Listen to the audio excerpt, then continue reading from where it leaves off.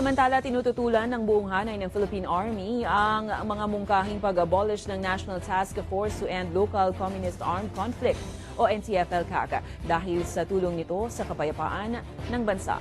Ayon kay Philippine Army Commanding General Lieutenant General Roy Garrido, unti-unti nang bumabagsak ang mga grupo na pinagmumulan ng insurgency sa bansa dahil sa patuloy na pagbabalik loob ng mga naging miyembro nito. Bagamat aminado ang Philippine Army na marami pang challenge ang pwedeng kaharapin, pero sa pagkakaisa at whole government approach, lahat ng ito ay mabibigyan ng katugunan. Natatandaan gustong ipa-abolish ni UN Special Rapporteur Irene Can ng NTF-LCAC dahil sa paglabag nito sa karapatang pantao kaugnay ng issue ng red tagging. It's working in delivering public service to our people.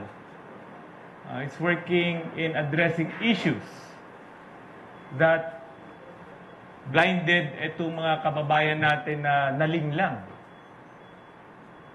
So why will we stop doing yung something that is helping our people?